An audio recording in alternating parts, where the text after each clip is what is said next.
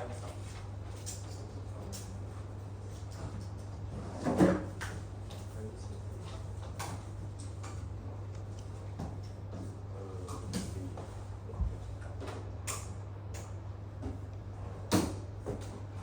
okay, but we types of Hamilton be okay.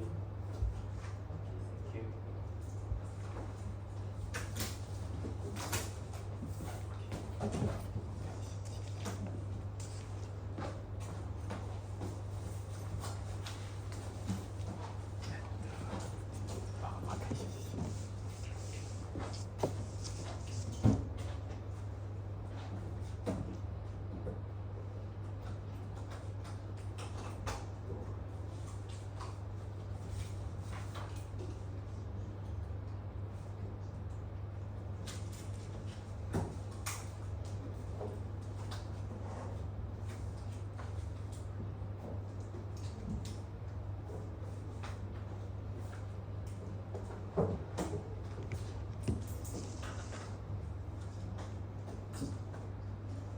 Alright, so we shall start this lesson now. Everybody, please keep an eye on me. Alright, so today we'll be talking about angle problem. But before we're talking about this problem, I want to spend some time to do a quick parents meeting. Because you see, we are in the middle of the semester. So I want to share about the performance of our students to the parents. And also, so in this parents meeting, first of all, I'll share about so what are the good things that our students have done and other things that they can improve, and I will give some suggestions, and in the end I will share with the parents the continuing enrollment in our PE4 Term 2 and Term 3. So let's take a look at where are we now. First of all, you see we have finished 6 lessons. So this is what we have learned in the previous lesson. Today we'll be learning about the angle problem. So in the previous 6 lessons, what we have learned is most about the calculation and the word problems. So you see, for question lesson 1, 2, 5, and 6, we learn about the calculation. Now for question lesson 3 to 4, we learn about the word problems. So we are now in the geometry section, the angle problem. And you can see, after the midterm revision, we still got 8 more topics to learn. Now let's take a look at our students' performance in these 6 lessons. As you can see, I have collected the result of the students before and after class quiz. Now, before and after each of our lessons, we will have a quiz. So, for example, you see in lesson 1, now after the class directly, we will have an after class quiz. Now, in the next week, before the lesson, we will have a before class quiz testing on the content in lesson 1. As you can see, this is the average score of students, and for most of the lessons, the average score is around 8 points. That's quite good, I think. But except for this 3 and 4 lesson. Now for lesson 3 and lesson 4, this is around about the word problems, especially for sum and multiple and difference and multiple. So as you can see, our students did not do well in these word problems. So in the future revision session, I plan to put more focus on the word problems. And comparing with the after class quiz and the before class quiz, you can see most of the lessons, our after class or before class quiz, will have a higher score than the after class quiz. So that means our students at home are doing well in the revision. Because you see, after a week, you didn't forget the contents, but instead, you even score higher than the after class quiz. So well done, everybody. I'll give you applause now. And then, as you can see also, this point, so you can see that for the basic questions, I believe that students have understanding quite well, but there are still some gaps between here and the 4 marks, right? So during the lesson, I believe you still have some doubts. If you still have some doubts, I encourage you to approach me and share your doubts, and I can solve it for you. Now, during the class, I want to praise for Charlotte, because Charlotte will always raise her hand because if you have any doubts, right? So I'm very happy to see if you have any doubts. Also for Rui Shi, during the after class quiz, you also asked me questions during that, right? And also for Charlotte, also for Christelle and for Bernice. So well done. I'm very glad to see that. Also, after your lesson, after your lesson, I also encourage you to share your doubts with me, whether it is during your school or whether it is in class doubts. So for example, Bernice and Ziqi, they have my contact number. So when they have doubts, they will share with me and I can arrange an online session to solve their doubts.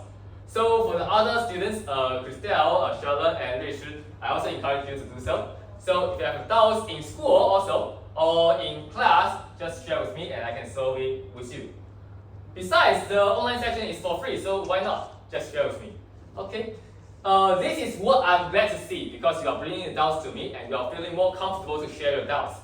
And there's still something that our class still needs to be improved, and that is our daily practice. As you can see, our submission rate is only 44%. So that means our class has 5 people. So that means out of the 5 students, only 2 students submit our daily practice every day. For this, I want to praise for Christelle very much. Christelle, you are the students who submit daily practice every day. Well done. A big applause. And then, even if sometimes you do some mistakes, Christelle will do corrections for the daily practice. So she did a very good job. Please keep it up, Christelle. And then, what I want to say is that for other students, please remember to do a daily practice.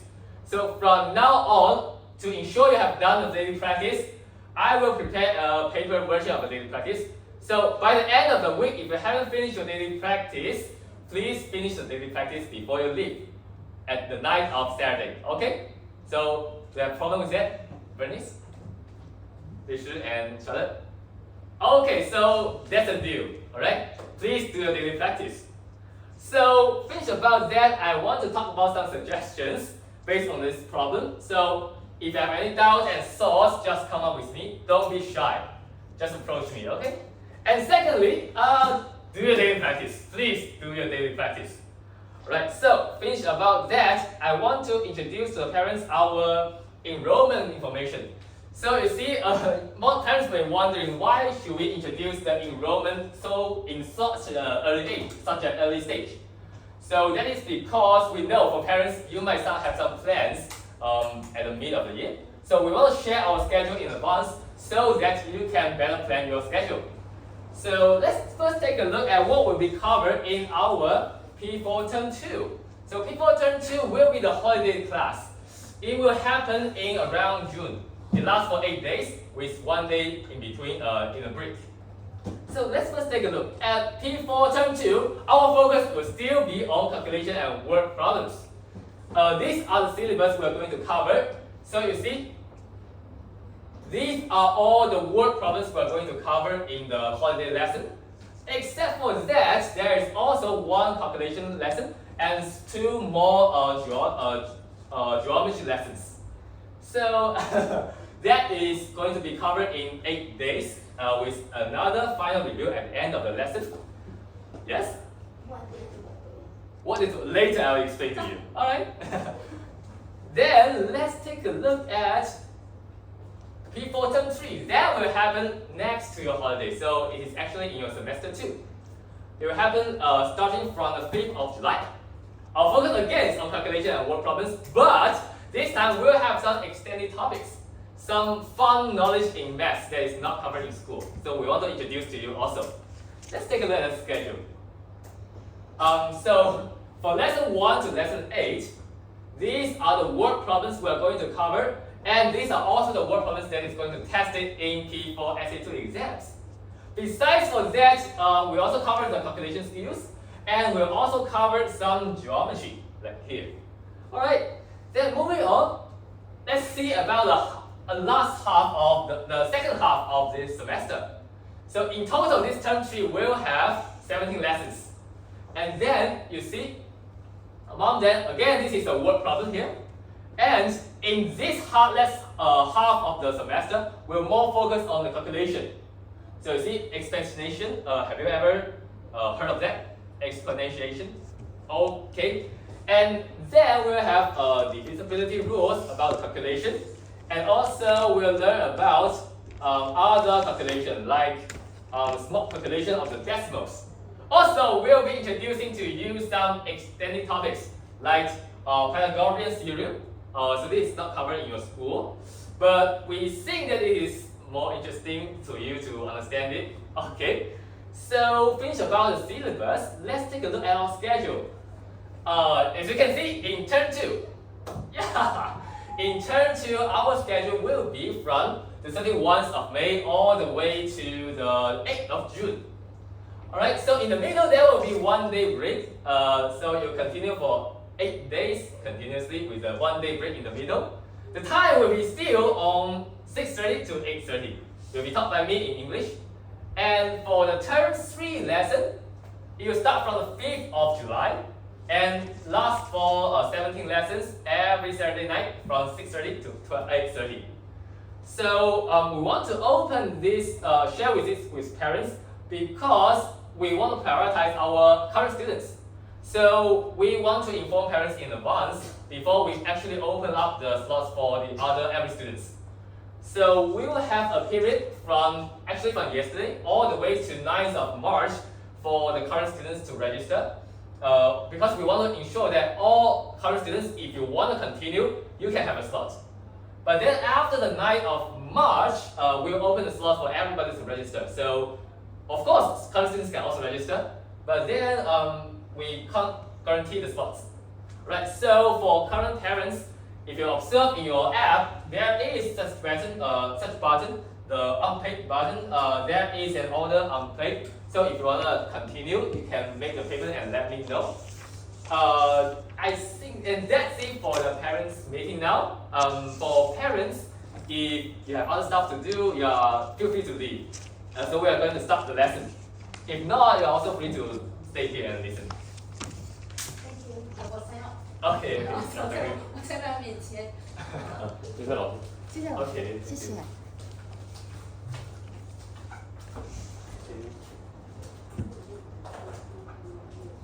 Okay, so let's start this lesson now. First of all, you remember last lesson we only covered 3 questions, right? So in today's lesson, we'll cover up the following 3 questions. First of all, let's do a revision. Do you still remember how do we find the common denominator? Crystal, can you tell me, if I want to find out, let's say 1/7 and let's say 1/5, how do we find out the common denominator?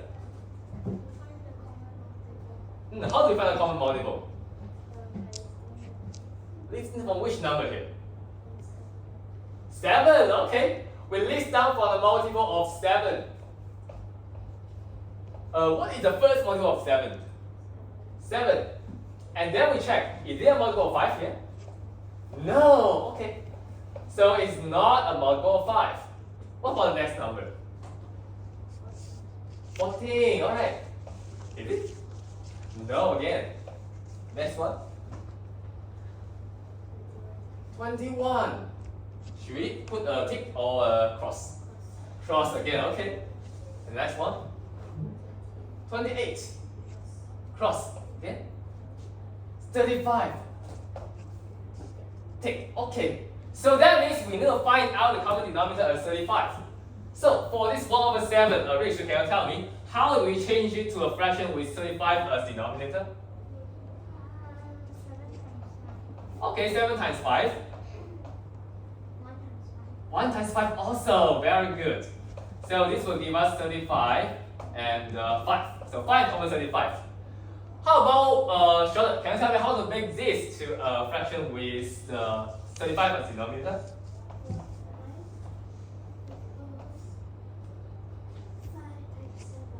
5 times 7, okay. How about this one? 1 times 7. Yes, 1 times 7 also. So you will give us what?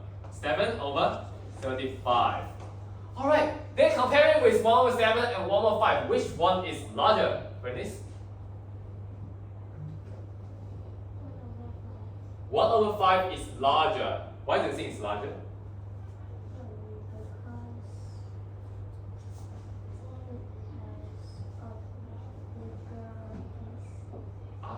See, they have if we made it the same denominator, this one has larger pieces.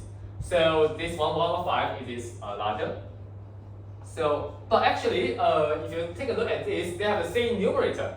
So if they have the same numerator, the smaller the denominator, the larger this number is. Okay, very good. Then again, how do we do the addition? This time, Krista. How do we add 1/7 and 1/5 together?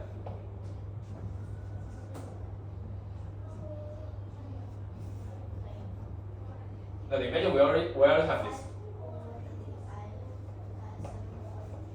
Okay, 5/35 plus 7/35. Now this will give us 12/35. Can this be simplified?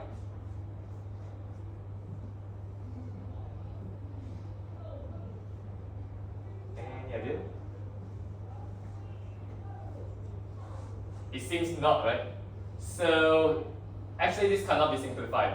Okay, but remember, every time you obtain a fraction, just remember to check if it can be simplified. If you can, do the simplification. Alright, finish about the revision. Now, let's take a look at subtraction of fraction. Okay, similarly, if you know how to find the common denominator, it will be very simple for you to find the subtraction of the fraction. How do you do, let's say, again, 1/6 minus 1/8. This time again, we try, because you see, they have a different denominator, so we can't do the subtraction directly. So our idea is to make the denominator the same first, then do the subtraction. Again, Rachel, can you tell me how to find a common denominator? Find a multiple of 6 and 8. Okay, so let's see, I'll just skip the step. We start from multiple of 8, and we check. The first multiple of 8 is 8. Is it a multiple of 6? No. The next one of multiple of 8 is 16. Is it tick or cross? Cross again. The next one, 24. Click. Very good. So you see, we want to make them to denominator of 24. Charlotte, can you tell me how to make them to a denominator of 24? For 1/6.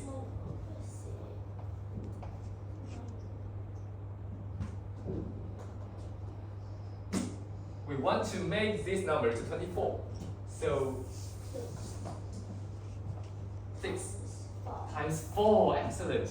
Then 1 times 4 also, very good. And the next number, we want to minus this 1/8. But again, we want to make this to 24. Bernice, can you tell me how to make this to 24? Times 3, alright. And then for this one, times 3 also, perfect. So this will give us 24 in the middle, in the bottom, and 4 minus 3. This time, Krista, can you tell me? The answer is? Okay, quite simple. It's just 1/24. You see, you minus the denominator together. Now you can write it in this form. The same denominator, and you put the subtraction of the numerator together. Alright, you can also write it. But okay, you can also write it as this. 4/24 minus 3/24. So these are the two representations of this subtraction. Alright. Now let's try out these two questions in your lecture notes. But since I haven't returned you the lecture notes, so I read it in the blackboard and try it in your scratch paper. 2/3 minus 1/5. The first question, and then 7/9 minus 2/3. Okay, now I'll give you some scratch paper. Sorry, you have written. You have written down the question already. You have it. Yeah, but for others, some others I haven't returned back because I haven't done the marking. So try it in your scratch paper now. Here you are. Here you are.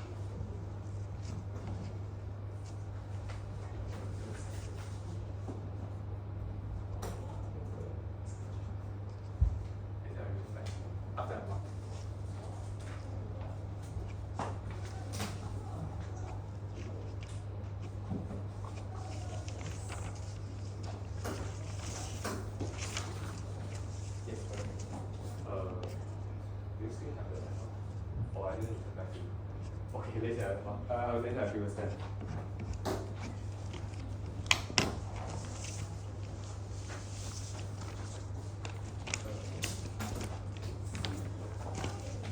Ah, perfect.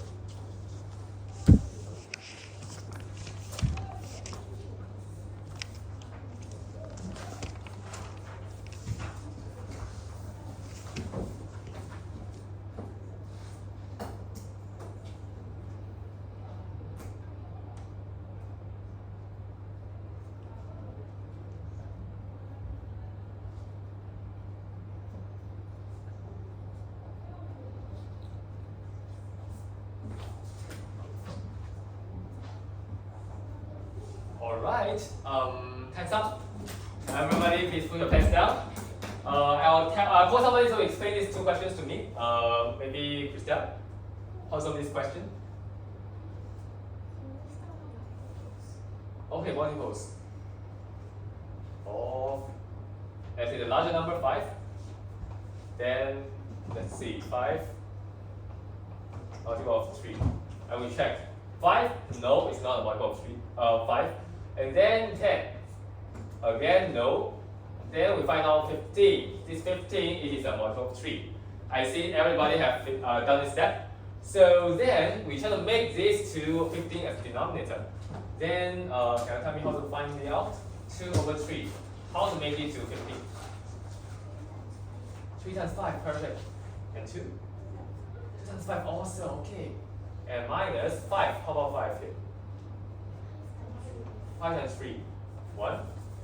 Times 3 also, very good.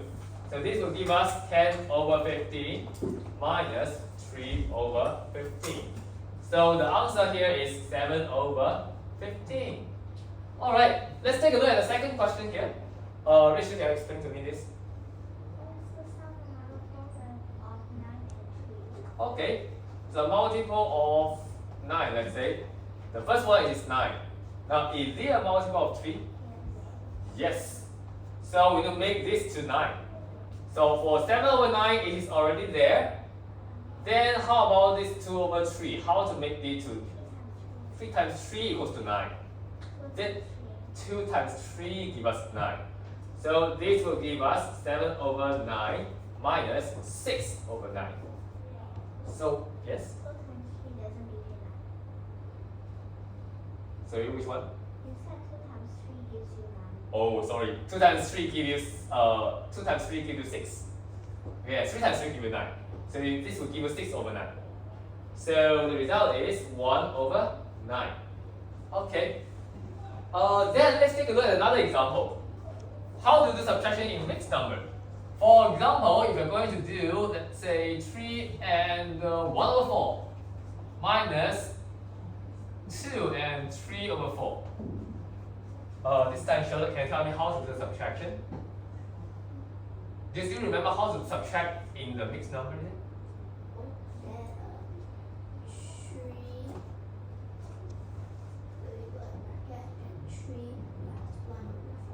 3. Oh, 3 plus 1 4. Okay, very good. Let me write it here. So in the exam, don't need to write this. Okay, 3 plus 1 over 4. And then how about this one? 2 plus 3 over 4. Very good. And we do the minus of these 2, right? And how do we do the subtraction here? Still remember? 3 plus 2. Okay, so when you do the subtraction of these two terms, you see whole numbers minus whole numbers. Because we are doing this sum minus this sum. So whole numbers minus whole numbers, fraction minus fraction. And then we add the results together. Okay, so whole numbers minus whole number give us what? Can you tell me? What is the whole numbers here? 3 and 2, yes. So 3 minus 2 here. And we plus fraction minus fraction. 1 over 4 minus 3 over 4. Okay, first of all, let's compute the whole number here. 3 minus 2 equals to 1. How about this one? 1 over 4 minus 3 over 4. Can we do the subtraction? We can't. Then let's just write it down here. Plus 1 over 4 minus 3 over 4. Although we can't do a subtraction here, you see we still got one more here. For this one, we can just borrow it. We have changed this to a fraction form. Can you tell me for this one, if you write it in a fraction form, what should it be? If you write it in the fraction form with the 4 as the denominator, 4, yes. So we change this 1 to 4, then we get 4 plus 1 4 minus 3 over 4. This time, can we do the subtraction? Yes. Now, you can add these two up first. This is 5 4 minus 3 4. The answer is 2 4. Is that the final answer? Can we still do the simplification? How to do the simplification?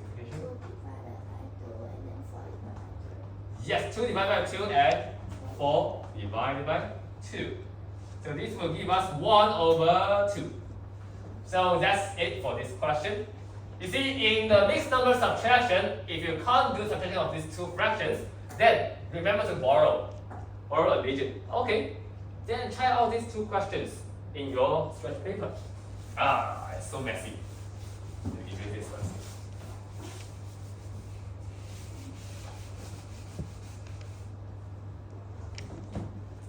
So you have a stretch paper? Where is the stretch paper?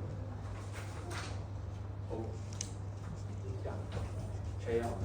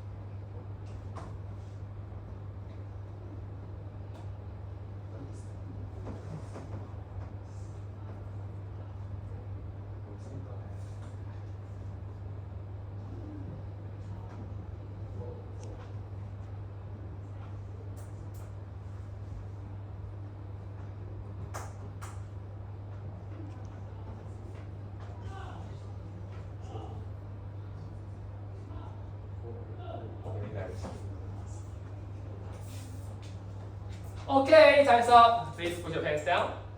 Let's take a look at these two questions. It might be very challenging for you because it involves the fraction with different denominator adding up, subtracting up. Well, let's first take a look at the first question over here. 2 and 2 over 4 minus 1 over 6.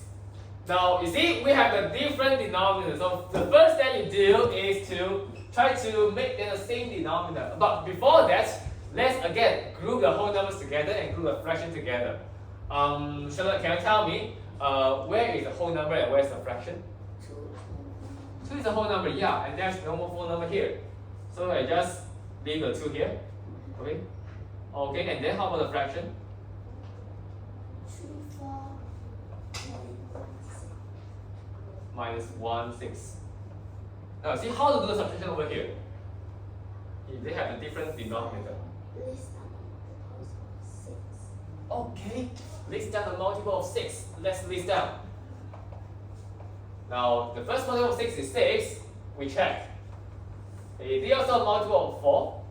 No. Now tell me the next one. 12. 12. Yes. Yes, perfect. So we need to make these 2 to 12. Now, so again, I leave these 2 here. Now, for 3 over 4, how do we make it 12? 4 times 3, 3 times 3. Very good, 3 times 3.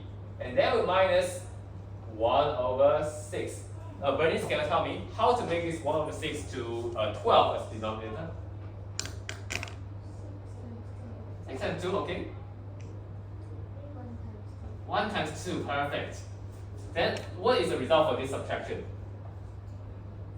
Okay, let me write it down in the next step. 2 plus, this is 9 over 12 minus 2 over 12. What is this result, Bernice? Yes, 7 over 12.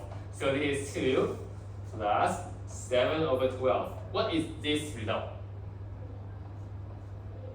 So, okay, I just write it here. 2 and 7 over 12. So you see, in the different denominator mixed number subtraction, first of all, you group the whole numbers together and group the fraction together first. Then find the common denominator. Right, let's take a look at this question. Over here, everybody. Let's take a look here. Again, it's a mixed number subtraction. So again, let's try to group the whole number and the fraction together. Bernice, can you tell me how to group the whole number and fraction together? So 3 and 2. So we do 3 minus 2 or 3 plus 2? Minus, perfect. So 3 minus 2. And then, how about the fraction?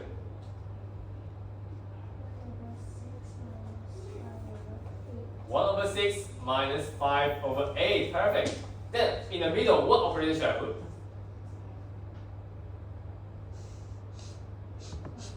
Plus, perfect. So after the subtraction, you'll see this is 1 and plus 1 over 6 minus 5 over 8. Okay, they don't have the same denominator. So first of all, let's try to find the common denominator. Christelle, can you find me the common denominator? Okay, 24, very good. So I just keep a step for finding out the common multiple. This is 24. Let's try to make this to 24. Now 6, how do we make it to 24? Times 4, okay. Therefore 1. Also times 4. Alright. Then minus 8 times how many? Times 3. And then for 5, also times 3. So we'll obtain 1 plus 4 over 24 minus 15 over 24. Oh my god. 4 over 24 minus 15 over 24. We can't solve it. How can we do this subtraction? Is that any idea?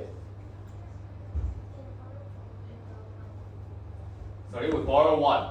So you make this 1 to a fraction with 24 as denominator. Yes, 24 over 24. And then we still need to add this 4 over 24. And then we minus 15 over 24. So can you tell me the result directly? Yes, so 28 minus 15 over 24. And this result should give us 13 over 24. Alright. So we're finished about that. Okay.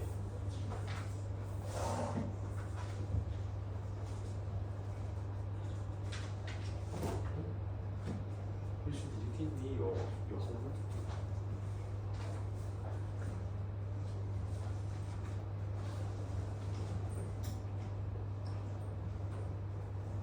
Oh, no worries later. Alright, alright, now let's take a look at question 5 here. In question 5, again we're not in lesson 7 yet. We still got 2 more questions. So previously you have seen about the addition and subtraction of 2 fractions.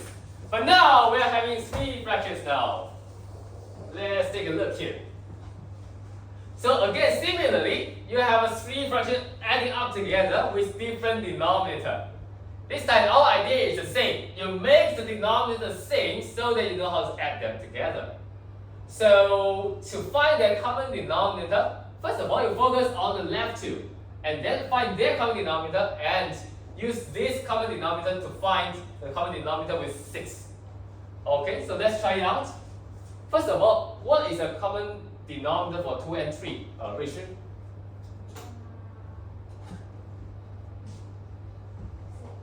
6. Okay, you tell me directly 6. If you want to list down, this is multiple of 3. Now the first one is 3. Now it is not a multiple of 2. The next one is 6. So we need to make this to 6. So 1 over 2, how to make it to 1 over 6? 2 times 3. So 1 also times 3. And then plus, now we need to make this 3 to 6. Charlotte, can you tell me how to make this 3? 2 times 2. So for the numerator? 1 times 2. 1 times 2 also. And then we will still need to add this 1 over 6. And you will obtain 3 over 6 plus 2 over 6 plus 1 over 6. Oh, they already have the same denominator. So we only need to add them together here. Bernice, can you tell me what is the result for this question? 6 over 6. And is that the simplest form? No. What can we do? Divide by 6. Then you obtain 1 over 1. So is there any more simple form? 6 over 6 is just 1. No, I mean 6 over 6. If you have a pizza, you separate it into 6 parts. You take all the parts. What is this value? 1, right? So this is just 1. So you see, if the numerator and the denominator are the same, just put it as 1. This is the simplest form. Alright. Then let's take a look at this question here. This question. 3 different denominators. How can we solve this? Again, we try to find their common denominator by finding out the first 2. Krista, can you tell me? What should we do first?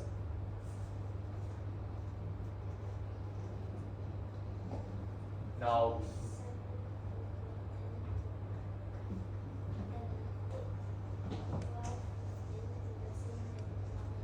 okay, let's try to find out. Now we want to make these 2 to the same denominator first. So for the multiple of for 15, let's check. Multiple of 15. Richard, can you tell me what are the multiple of 15? The first one is 15. Is it a multiple of 10? Is it 15 a multiple of 10? No. Alright. The next one is 30. Okay. Is it a multiple of 10? Yes. So our first goal is to change these 2 to 30 as denominator. Alright. Charlotte, can you tell me for 7 over 10, how to make it to a denominator of 30? 10 times 3. 7 times 3 also. Okay, and then for this 8 over 15, Bernice, can you tell me how to make them to 30? How to make 15 to 30? times 2, okay. And 8 times 2 also. Alright, then we do subtraction of 9 over 20. Now you obtain this 21 over 30 plus 16 over 30 minus 9 over 20. Now how about we first add these two up? For example, what is the result for these two sum up together?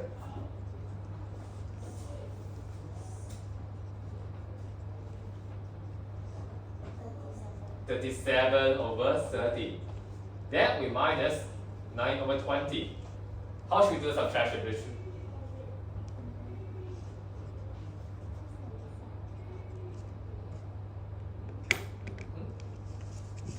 You see, we don't have the same denominator, right? If we have the same denominator, you can do directly the subtraction. Then if we don't have the same denominator, what should we do first? Find the same denominator. Okay, how do we find out? 60, perfect. So if I'm going to list down, let me try to list down here. Multiple of 30. The first multiple of 30 is 30. The next one is 60. Now 30 is not multiple of 20, so we cross it out. The next one, 60. 60 is a multiple of 20, so we use 60. Now, for this 30, how do we make it to 60? Charlotte? 30 times 2. Times 2, okay. For 37, what should we do to it? 37 times 2. Times 2 also. And then minus, for this 20, how do we make it to 60? 20 times 3. For 9? 3. Times 3 also. So 37 times 2 will give us 74 over 60. And then minus 9 times 3 goes 27 minus 60. So this result should be what, Bernice?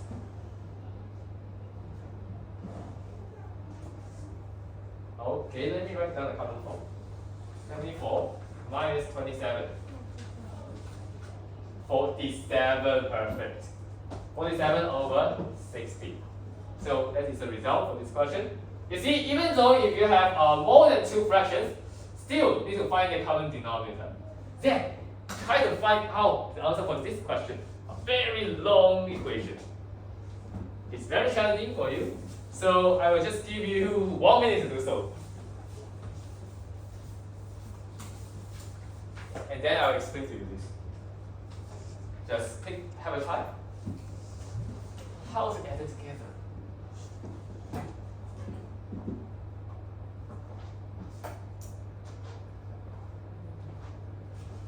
Because we're out of time, so I'll only give you 1 minute to try it.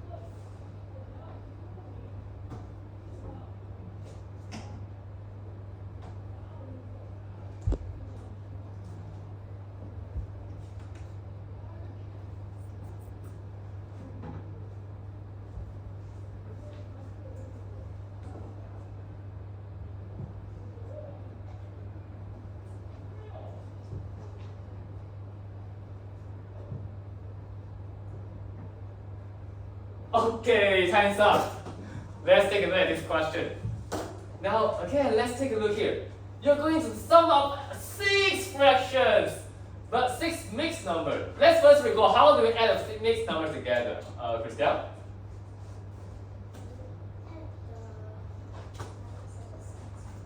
Number at the sides. What number? Here? That side? Oh, okay. Christelle is saying that we first add the whole numbers up. Now 1 plus 2 plus 3 plus 4 plus 5 plus 6. And then we add the fractions up.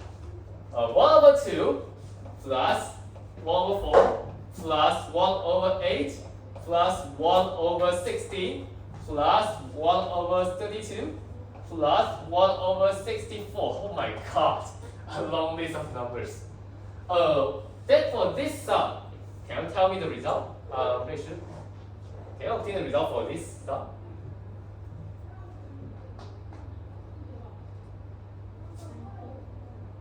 $20.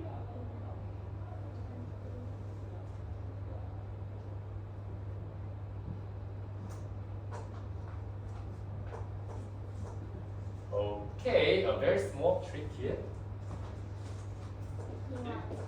21. Very good, 21. This sum is 21. Now there's a small trick to do the addition here. You see, from 1 plus 6, what is this sum? It is 7. How about from 2 to 5? Also 7. Then from 3 to 4, also 7. So to sum it up, you just use 7 times 3. There we go. For this is 21. And then we plus this up. How to plus this up? Bernice, any idea? Okay, you see, they don't have the same denominator, right? So our first task is to find out the common denominator for these 6 fractions. Let's first observe the first two. For 1/2 and 1/4, what is the common denominator here? Christelle? 4, excellent. Now our denominator becomes 4. Then for 4 and 8, what is the common denominator? Charlotte? 4 and 8. 8, perfect. And for 8 and 16? 16. And for 16 and 32? Bernice? 32, perfect. 32 and 64? Bernice? For 32 and 64, what is the common denominator? 64. So that means this common denominator is 64. So we'll change all of these fractions to 64 as denominator. Let's take a look. For 1/2, how to change it to 64? Christelle? 2 times 32, perfect. And 1 times 32 also. Plus, the next number? 4 times what gives us 64?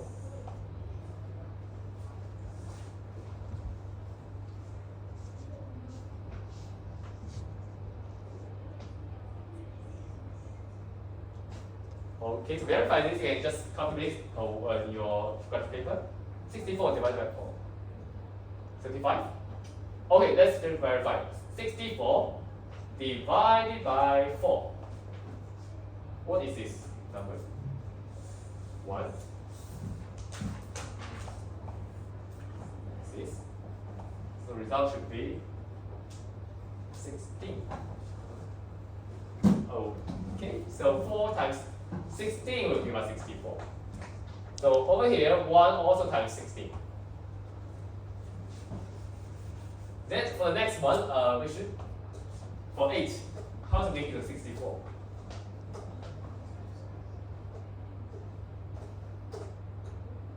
Times 1 equals to 64. 8, perfect. So for this one, also times 8. Now we plus 16.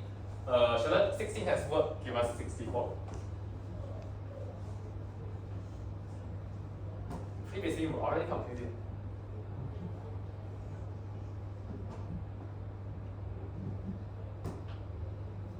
Try to observe in the previous terms. We already found out the result. Sorry? Okay.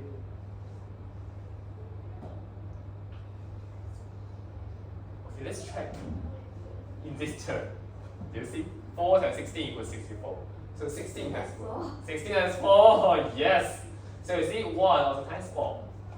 And then we plus 1/6. 32. 32 times 1 gives us 64. Times 2, perfect. So 1 times 2 also. And then plus 1/64. Oh my god, a very big equation. Now if you sum that up, it was 21 plus long line 64 in the bottom and 32 plus 16 plus 8 plus 4 plus 2 and plus 1. Now I'll give you 30 seconds to tell me what is this sum. The first one who tell me will have a reward as a card.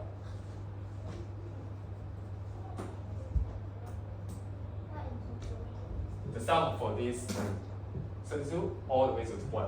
Sum. 63, perfect. Very fast calculation. You see, the sum here is 63. So we'll get 21 plus 63 over 64. And the result is 21 and 63 over 64. So we have solved this question. But very, very long equation. But I'm very lazy, so I don't want to write down all this equation. There is actually a much faster way to solve this sum. You see, for this sum it's quite easy to compute, but for the fraction here, the fraction, this is a big question, a big problem here. So let's try to find out some easier way to find out sum here. Let's imagine, let's say I have a large square here. Now, the total value for this square is 1. This time, I want to represent 1 over 2 in this square. Krista, can you tell me where is 1 over 2 in the square? How to represent 1 over 2? Okay, we draw a line in between.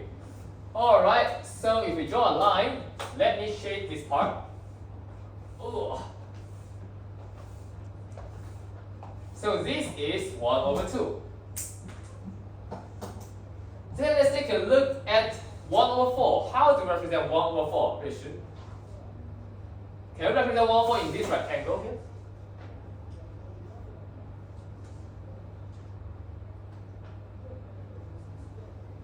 You see, if this size is 1 over 2, what is the size for this rectangle? No idea? Okay, you see, in total, this value here is 1. If I separate this square into half, this part is 1 over 2. This part is also 1 over 2, right? So this part is also 1 over 2. Then in this 1 over 2, how can we represent 1 over 4 in it? Charlotte, any idea? Cut it to? Cut it to 4. You see, if we cut it to 4, cut it here, this part is just 1 over 4, right? So, what I should do is, let's say I carve out one part of it.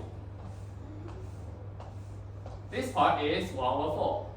Then what we are left with is this blank space. This is also 1 over 4. Then Bernice can tell me, in this blank space, can we represent 1 over 8 in it? So this value is already 1 over 4. 1 over 8 is what of 1 over 4? 2 times, yes. So how can we represent 1 over 8 here?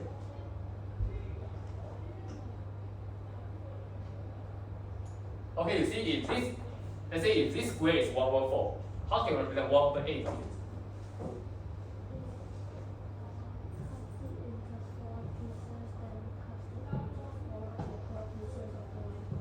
Okay, let's see. Now, okay, for this square, you see, this is already 1 over 4. Then, if I further separate it into half, now all of them will have in total 8 pieces equal, right? So where is this 1 over 8? This is just 1 over 8 here. So again, let me cover up this part. This is 1 over 8. Then for the rest of this blank space, it is also 1 over 8. And the question was that, okay, Christelle, can you tell me how can we represent 1 over 16 in this blank space? Also cut it into half. Okay, so if I cut it into half, let me show you this. So this is 1 over 16.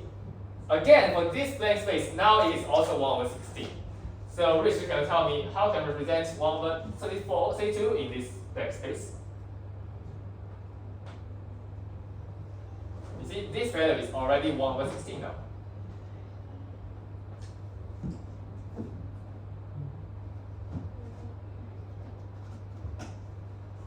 Any idea? Okay, and 1 over 32, what is their relationship? Let's say 1 over 16 and 1 over 32. Now tell me the relationship here between these two. 2 times, very good. So you see, if let's say this is 2 over 32, right?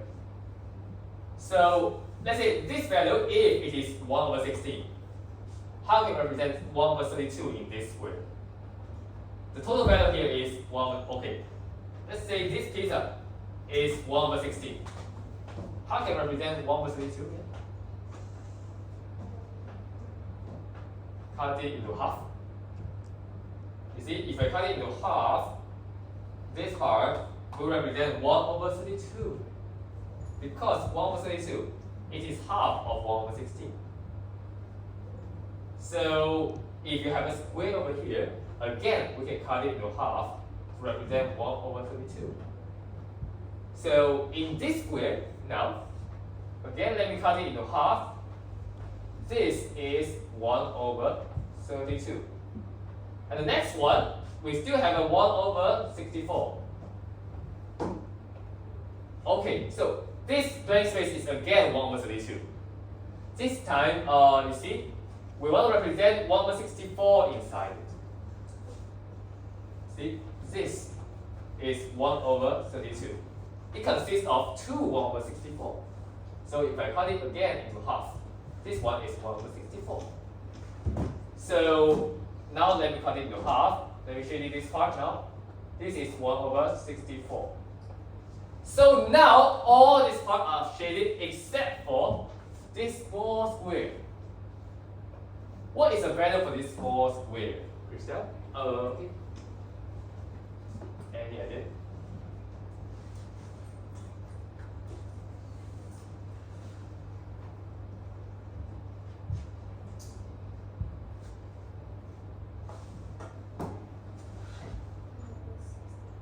over 64, yes. So this value here is 1 over 64. Now we try to compute the sum for this term. That is the shaded area. Can you tell me how to compute the shaded area? So what is the total area here over here? The total value we just said is okay, no worries. Let me repeat it again. So at start we have a complete square, right? So we call this square value 1. So the total value is value 1. Now we want to compute the shaded parts. Any idea how to compute the shaded parts?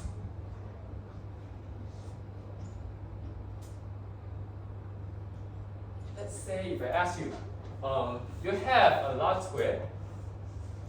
Now let's say if this value is 4, the total area here is 16. How to compute this shaded part? Any idea? Yeah, 16 minus 4. Now, similarly, in this question, what is the total value here? Charlotte?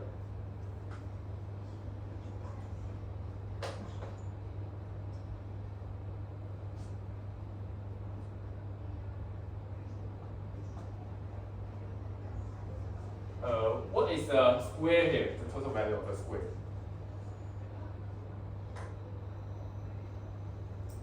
Okay, no worries. Put it here. The total value here, we already said it as 1. The total value is 1. Now to compute the shaded part, Bernice, any idea how to compute the shaded part? Okay, so you see, all these parts are shaded except for this small square. The value is 1 over 64. So to compute this, you can use the total value 1 minus your 1 over 64, this blank space, to obtain all the shaded parts. And you also obtain 63 over 64. Okay, if you don't understand this, let me explain this again. We're adding 1 over 2 all the way to 1 over 64. At first, we are having a square here, large square. We call this square value 1. It has a, let's say it has an area of 1. So this, let's say the value, it is 1. At first, we'll represent 1 over 2 in this square. So we separate this part into half. We separate it into half. Then 1/2 is just half of the square. So this part has been shaded. 1/2. Then we also want to represent 1/4. So you see, if this is half, this is also half, right? This is also half, so this is also 1/2. Then we want to represent 1/4 in 1/2. How can we represent this? You see, if this say, let's say this is 1/2. 1/4 contains how many? 1/2 equals to what? 2/4. So that means it has 2 1/4. So if this is 1/2, to represent 1/4, just separate it into half. This is 1/4 and 1/4. Can you understand this? Can you understand this logic? Venice? Okay. So let's say, if I tell you this is 1/2, can you tell me where is 1/4? You're going to represent 1/4. Cut it into half again, right? So let's say if I cut it into half, that means you further separate this rectangle into half. Then from 1/2 it becomes 1/4. Because 1/4 is half of 1/2. Then for let's say 1/4 and 1/8. Let's say if again I have a rectangle, this value is 1/4. Oops, this value is 1/4. How to represent 1/8? Charlotte? Again cut it into half. So you see, this is 1/2. To represent 1/4, you cut it into half. This is 1/4. Then again, this is also 1/4. So let's still cut into half. This is 1/8. Again, for this part, these two they are not equal. So this is also 1/8. To cut it into half, again cut it into half. So this is 1/16. And so on until you get a small square at the end. This square is 1/64. Alright? So that is kind of like a magic box. To do this, every term it should be half of the previous term. See, this is a half of previous term. This is a half of previous term. This is also a half, half, and half. So you're separating half and half and half. Alright, so now you will have a 10 minutes break. If you don't understand this, I can explain to you individually. No, that's a small trick. You can draw it in a separate paper and then it helps you complete. So that means in your exams, if you don't have, now you don't need to do this find common denominator. You can just use 1 minus 164 to find out the result. Okay.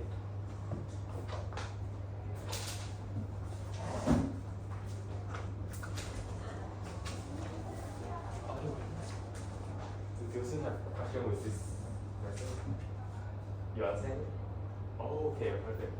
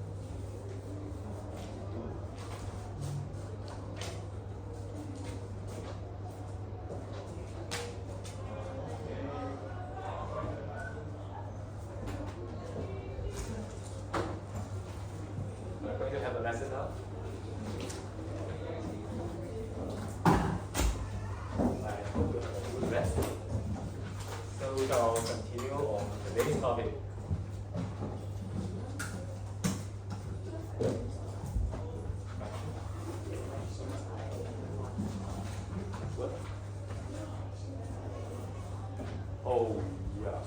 So we already finished practicing.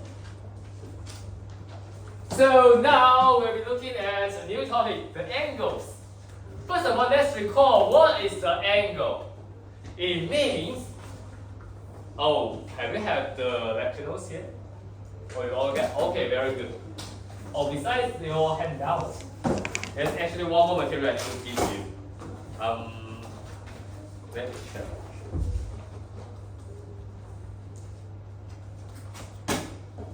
This is the material for parents, so please test your parents when at home. Okay. So this is introduction about our learning philosophy and something. So please bring to your parents at home. This is for your parents. And what else are there? Okay, and there's nothing else. Let's start today's topic about angles. So please, ISO me please. Okay. Let's first do a revision about what is called angle. It means from a point over here. Now you draw two rays, one and another. Now let me label this as O, let me label this as A, and let me label this as B. So this angle, this is the angle here. We call these two the side of this angle. And we call this point the vertex of this angle. The vertex. Okay, so like every people, now the angle also got a name. So let's think about how do we name this angle over here. You see? Now, let's imagine one day I'm at the airport, the A airport. And then I need to go to, let's say, the opera. Then I need to turn to B, the bus stop. Alright? So from A to O, I reach D. Use these three letters, I can describe this angle over here. So I can name this angle as angle AOB. Now to save time, we can omit this angle and we use a label, we use a sign to represent this angle. This angle sign. See, looks like an angle. So angle AOB. That's how we name this angle over here. Alright? So ISO me please, everybody. ISO me. Now see, except for this naming, let's think about. Here previously I start from A, I reach O and I arrive at B. But also I can start from B. From B I reach O and then I arrive at A. So that means another representation of this angle is angle, now BOA. So these are two representations of the same angle. Now take note. When you are writing the angles, this O here, it should always be in the middle. So your vertex of this angle should always be in the middle. The size, you can choose your order, but vertex always should be in the middle. And also, your angle side over here, it shouldn't be too large like this. It shouldn't be too large. Also, it shouldn't be too small like this. Okay, just the same size as your word. That will be enough. Alright. Let me erase this. Too ugly. Then, except for these two representations, there's actually another representation. You see? For this arc over here, let's say we can name it as, let's say, letter N. So we can also call this angle as angle N. Now you can name other letters as you want. Now for example, Christelle, can you pick one letter for me? O, okay. So I can name this as angle O. But if you name this angle like this, you need to write it next to this arc. So let's say O. You can also call this as angle O. Okay, so you can name this angle with a letter. These are the three representations of this angle. Now, try out question 1 by yourself. Try these three naming representation. I think it's quite simple, so I'll give you 1 minute to do so.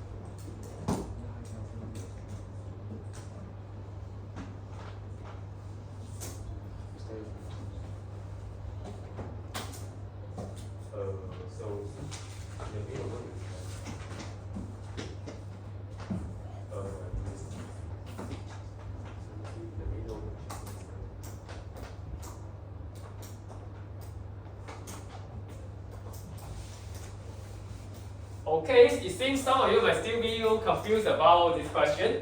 So let's take a look at it again together. Everybody, please focus on the blackboard.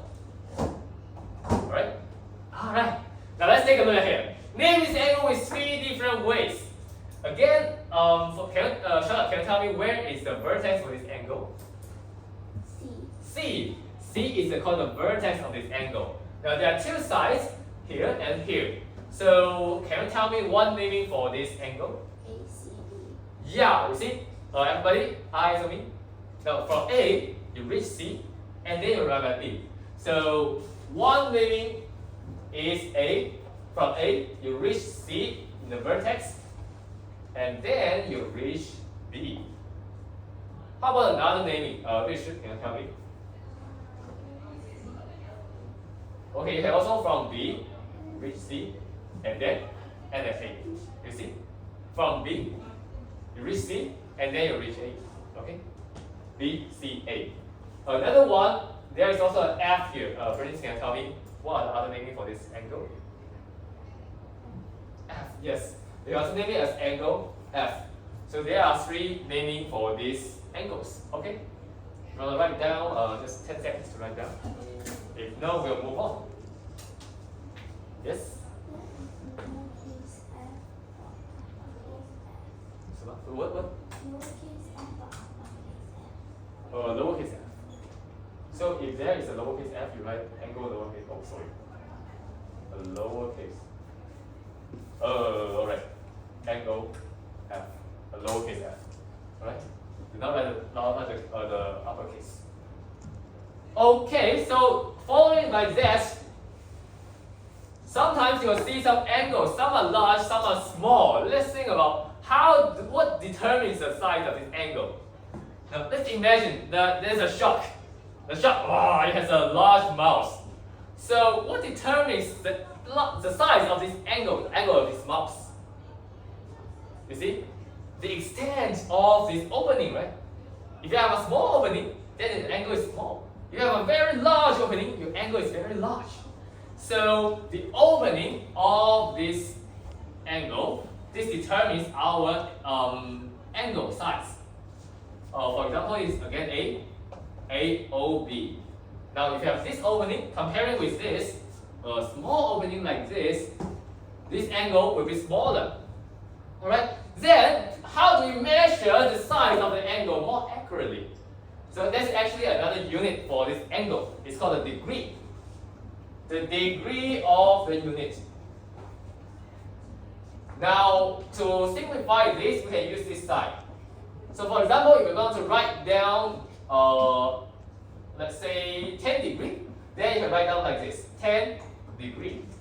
Alright, so let me draw an example for a 10 degree angle. Let's take a look. For a 10 degree, it's very small. It looks like something like this. So this angle is 10 degree. But of course, you can also draw the 50 degree angle. So for the 50 degree, it might be larger. So it might look like this. A 50 degree angle. Alright? So now we see the size, the opening of this will determine the size of your angle. Now, let's take a look at the categories of the angles. So some angles, they are very small. Let's take a look here. For example, if you get a very small angle, okay, let's start here. You get a very small angle, it looks like this. Now, if this angle is very small, we call this acute angle because it is very acute. So it is called acute angle.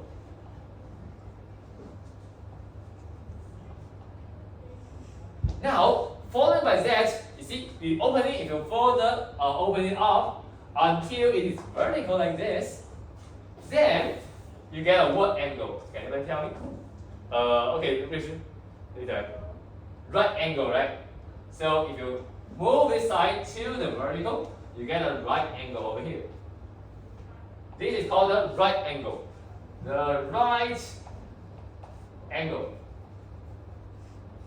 Now for the right angle, we already know its degree is 90 degree. So the right angle always have a 90 degree angle.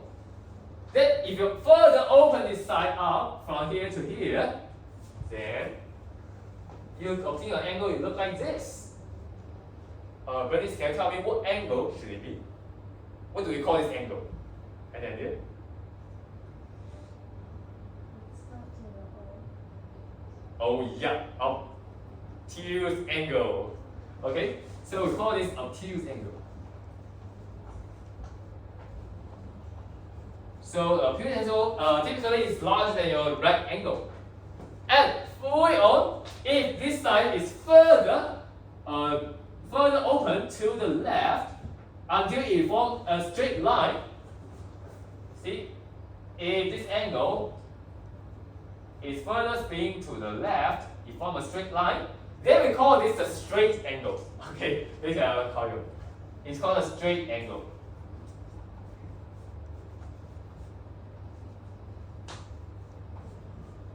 Now, does anyone know what is the degree of the straight angle? Oh, Richard? 180, perfect. 180 degree. So that is a degree for a straight angle. That means, let's say, acute angle, it is larger than 0 degree and it is less than 90 degree. Now, if it is equal to 90 degree, the angle will be a right angle. Now, after the right angle, we'll have an obtuse angle. Obtuse angle, it is larger than 90 degree and it is smaller than 180 degree. Then if you have 180 degree, we'll get a straight angle. Alright, so these are the 4 categories of the angles. If you know the degree, you know the category of this angle. If you know the type of this angle, you can also predict its degree. Alright, now let's do a quick question. Let's try a small question here. Question 2. Compare the angles.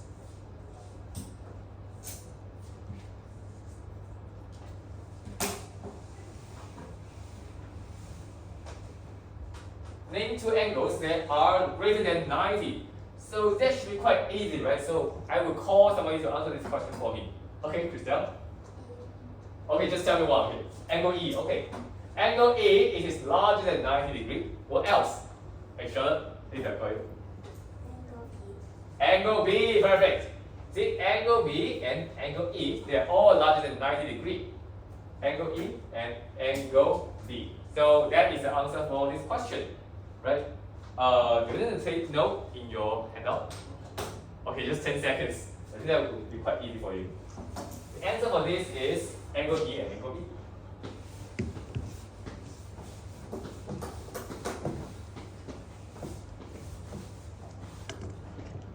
Okay, moving on.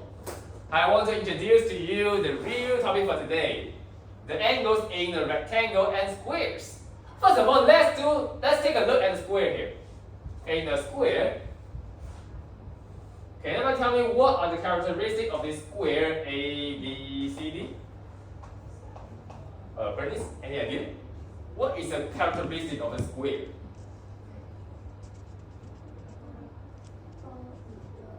All equal, perfect. All sides, they are equal. So let me write it down in the summary. In a square,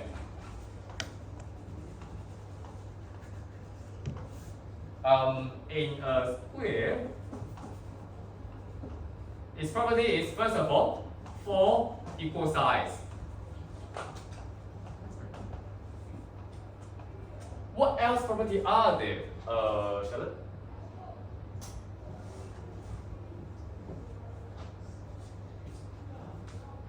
You see, for this opposite side, do they have any relation?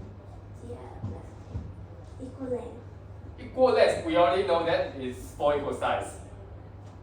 Except for 4 equal length sides, are there other relations between these two and these two opposite sides? Okay, no worries. We can call this parallel. Have you ever heard of parallel? So the opposite side of the square, they are parallel. So parallel, it means you have 2 lines. The 2 lines. Now if you extend this line unlimited, and they will never overlap. For example, you see this blackboard, this line and the line below, they are parallel. Because if you extend these two lines, they will never overlap. If you are having a line look like this,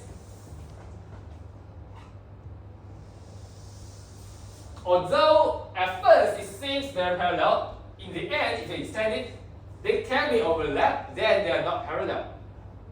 Okay, so you see, the opposite side of the square are parallel. Let me write this down. Opposite sides parallel. Now, in the third property, let's take a look. Christelle, can you tell me, for these two sides, what is their relationship?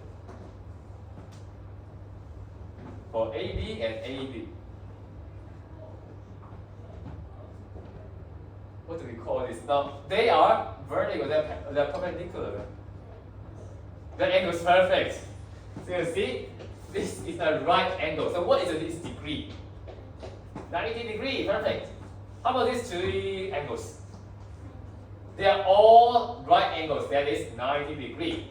So in a square, they have all the angles inside it are 90 degree right angles. So it has 4 right angles. Oops. Okay, now let's take a look at an example here. If I have a square, A, B, C, D.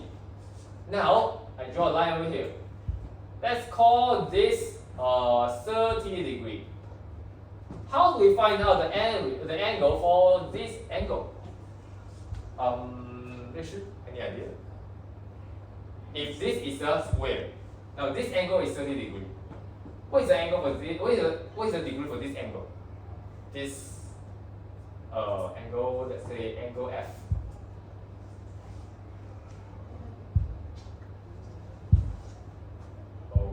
Okay, wait a second. Okay, no worries. Let's take a look here.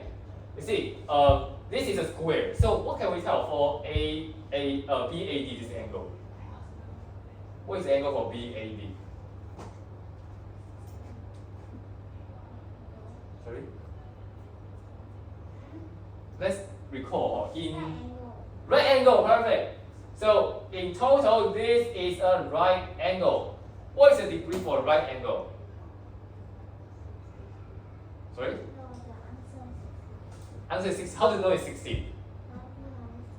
Perfect. So you see this angle, DAB, DAB, this angle is 90 degrees because it is a right angle. Then we already know BAC is 30. So this F is equals to 90 degrees minus our 30 degrees. This will give us 60 degrees. Right? Now try out question 3 by yourself. And after you try out question 3, write down this summary next to your question 3.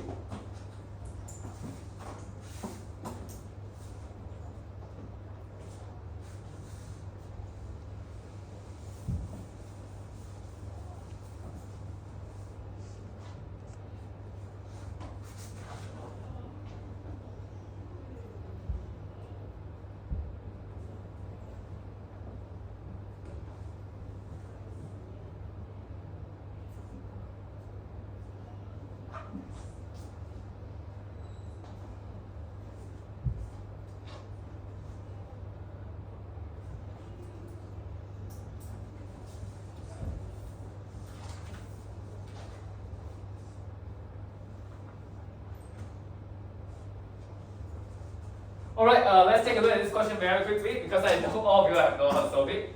What is the angle for B? Charlotte?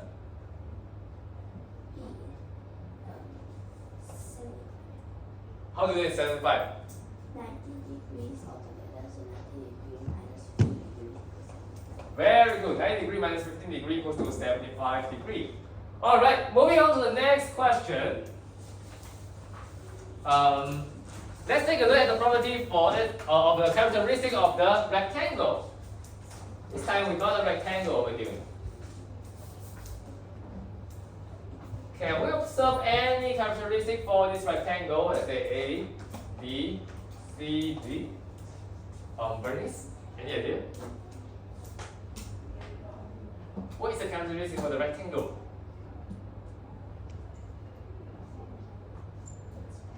Oh, parallel, okay. This line, the opposite lines, they are all parallel. What else?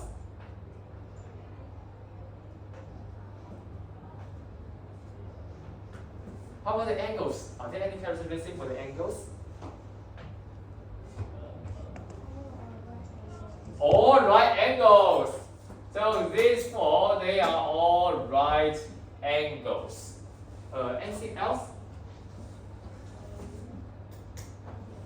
Okay, see the opposite side, they are all equal. So even though in rectangle the four sides are not equal, their opposite sides are equal. These two sides, they are equal. So AB equals to DC. AD equals to BC. Okay. So in a rectangle,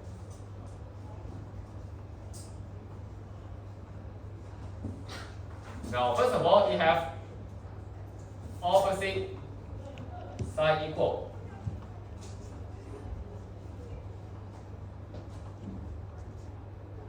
Then it have opposite side parallel.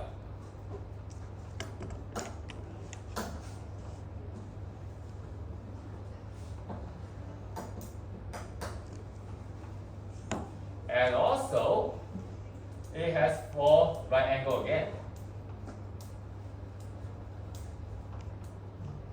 Alright, now try out question 4 by yourself. I think it should be quite easy for you. Question 4.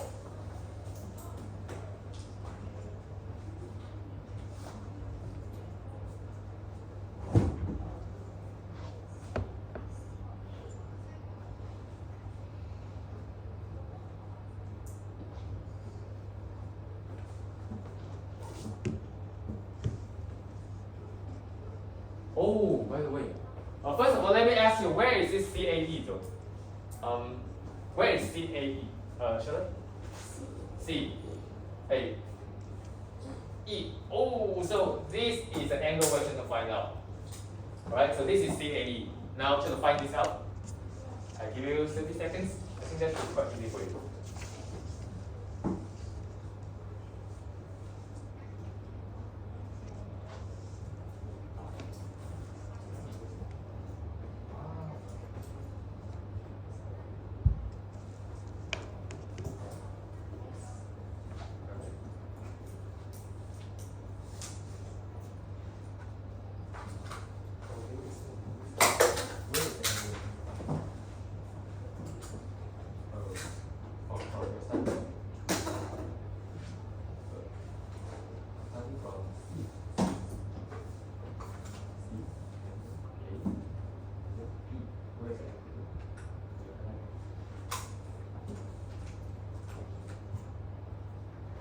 Yeah, now we know that equal is 90.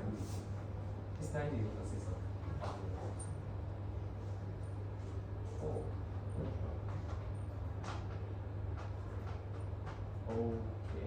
Okay, later explain to you. Okay, let's take a look at this question. We want to find out this angle, CAE.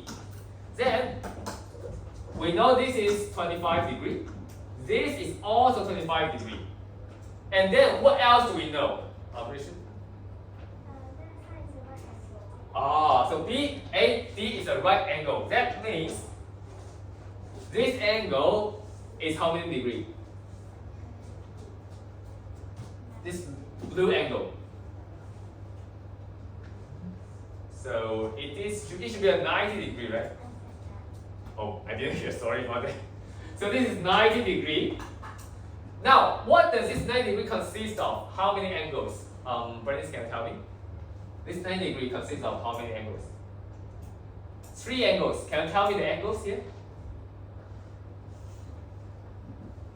Tell me the naming for these angles. Or you can point out for me.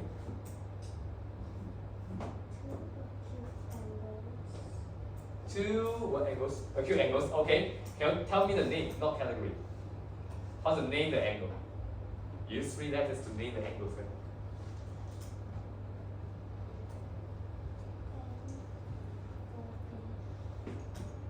Right? A or B?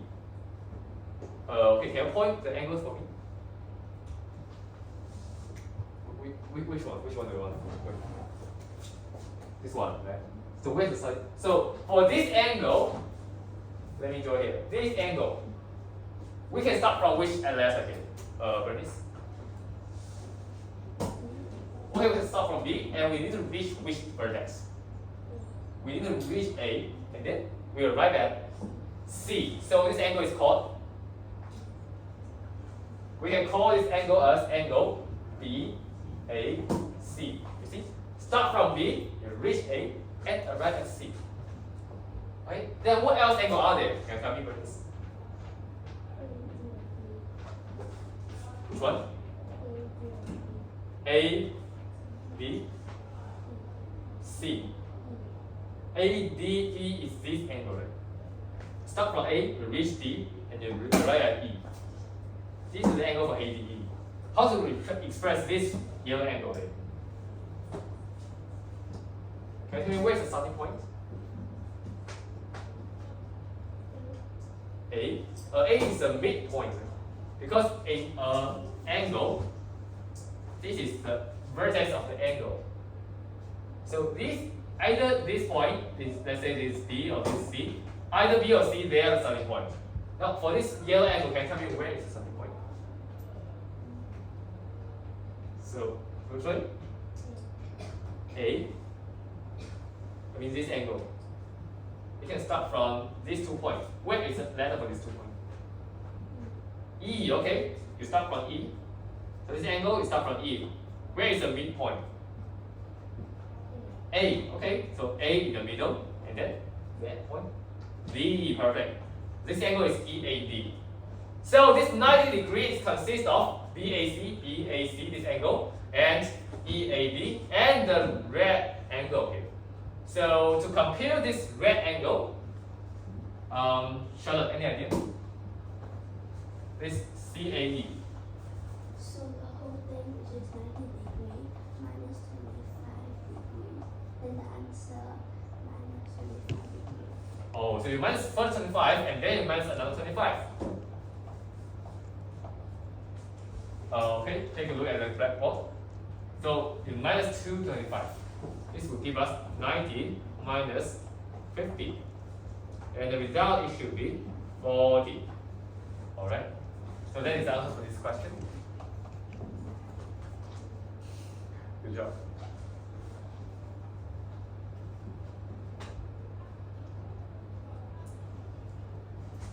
Yes? Isn't that the summary? Yeah, you read the summary, yeah.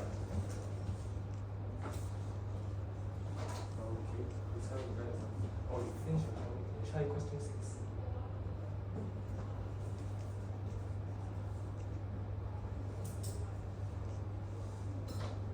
We should finish the summary. Try question 6.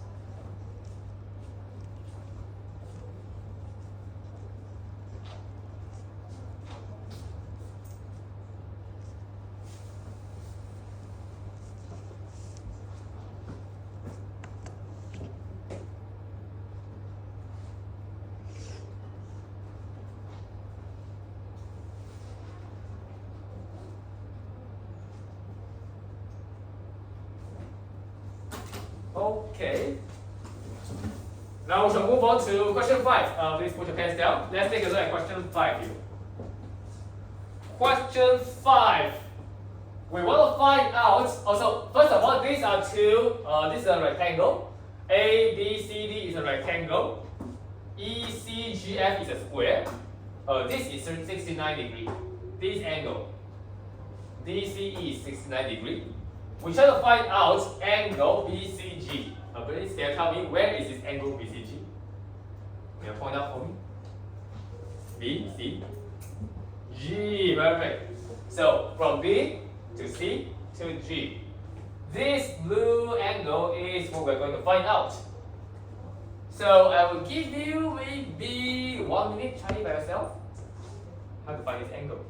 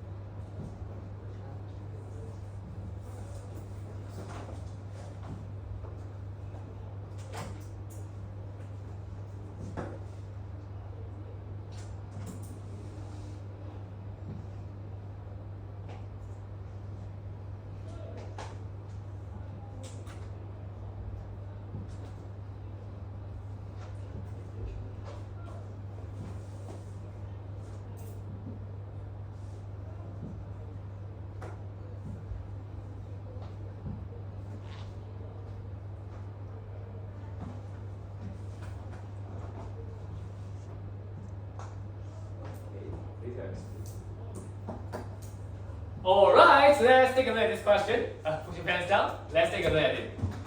Now see, we try to find out this blue angle. Let's start from the known information. You see, this ECD is already 69.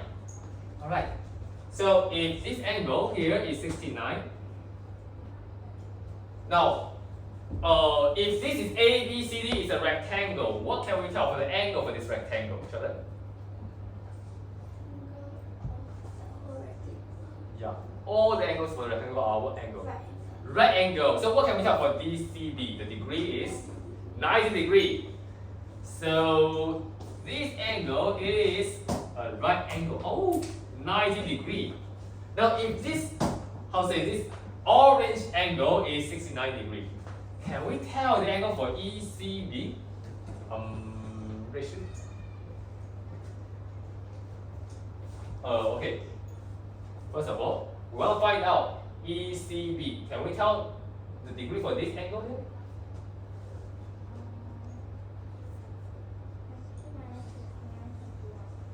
-90 minus 61. Very good. So this angle BCE equals to 90 minus 69. It gives us 21 degree. So this is 21 degree. Now what else information do we know? This ECGF is a square. So what can we tell for the angle for this square, Venice? It's all equal, and they are what angles? Right angles. So what's the degree for each of these right angles? 90. So ECG, can you tell me the degree for this angle? 90. 90 times ECG. 90, perfect. So again, we obtain a 90 degree angle. Okay, now this is also, okay, let me this good. This is also 90 degree. Now if this yellow angle is 21 degree, we want to find out this blue angle here. How do we find this out, please? 90 minus 21, perfect. So the angle we want to find out, this angle BCG equals to 90, this green angle minus this yellow angle. So equals to 90 minus 21. And the result, it should be 69 degrees. Alright? So I'll give you some time to write down the notes. And I'll leave question 6 as an extra practice for you.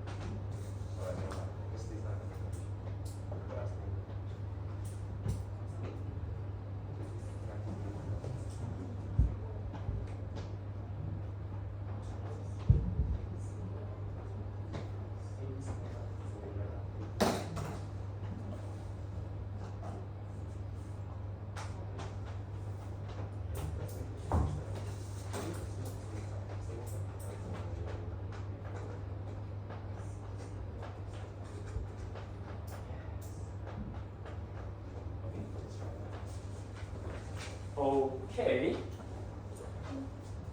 Finish. This question is an actual practice. Not homework. So if you want to try it out, you can try it. Then it's optional. Okay. All right. So I believe most of you have finished this question 5. Now for question 6, I will leave it as an optional practice. So if you want to try it, you can try it, and then you can send to me and ask the. I can tell you the answer for this question. Then let's do a quick summary for today's lesson. Today, in the first half lesson, we learned about the fraction subtraction, and then in today's second half of the lesson, we learned about the angles. You still remember how to name the angle, Bernice? Now, if I have an angle, it looks like this. Let's say this is A, this is, let's say, M, this is P. Can you tell me the name for this angle? Yes, angle A and B. Can it be other names, Charlotte? B and A. Christelle, can it be other names for this angle? M. Okay, so if you want to name this angle, again, you need to draw an arc and then you leave a letter here. Most likely it's a lowercase letter. So angle M. Okay, so again, it is angle M. Okay, and followed by that, we also know that there are 4 types of angles. Which you can tell me, what are the 4 types of angles?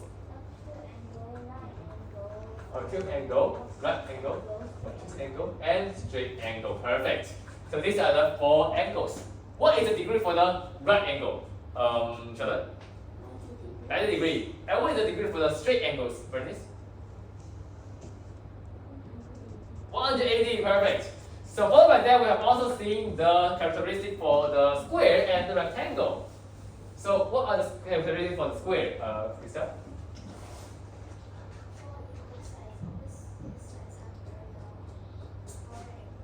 Oh yeah, 4 equal angles with 90 degrees. Then Richard can tell me what is the difference between the rectangle and the square?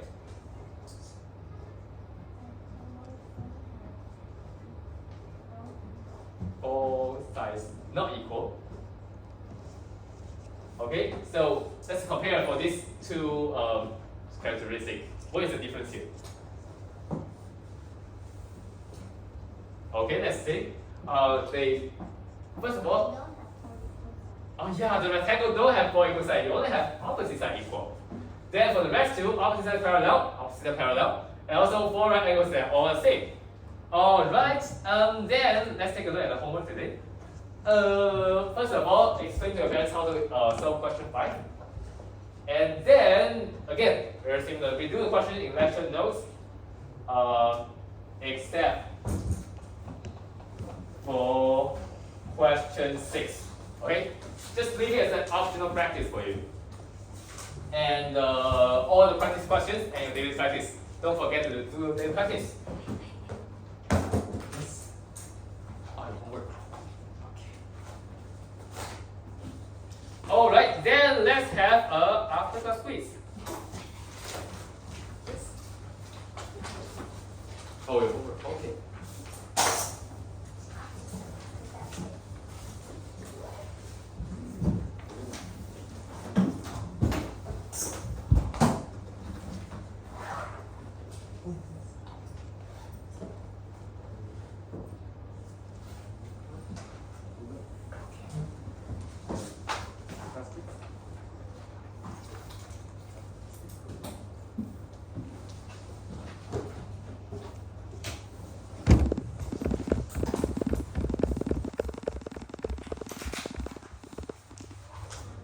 You can start now.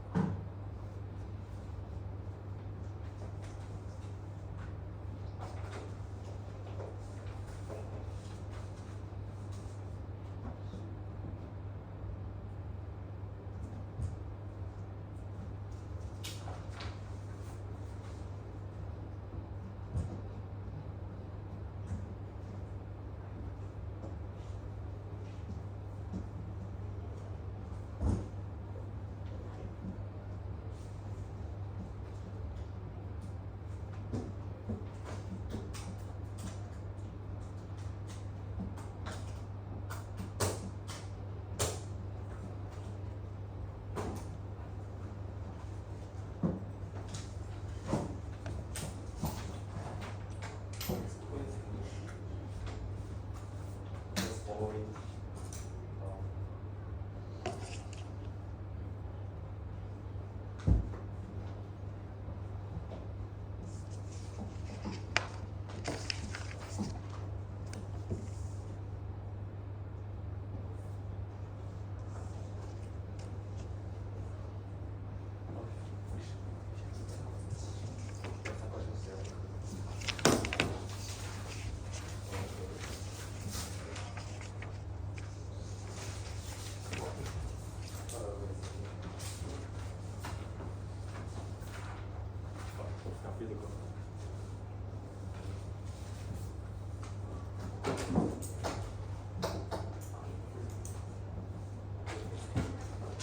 This is your original site for this.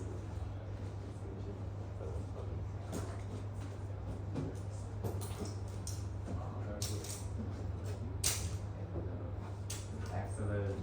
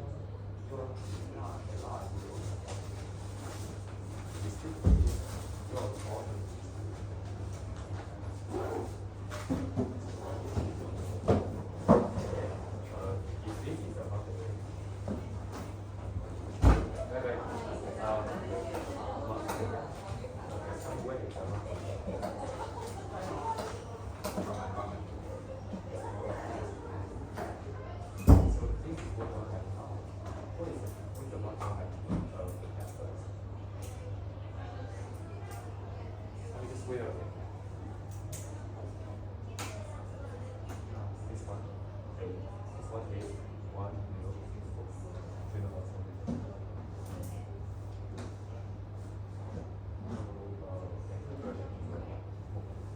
And I think I find a very simple question for you.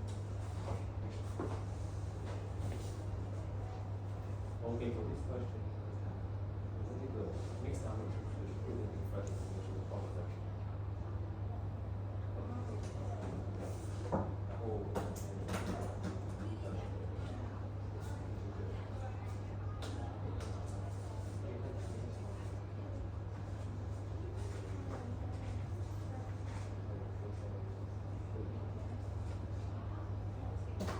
Oh,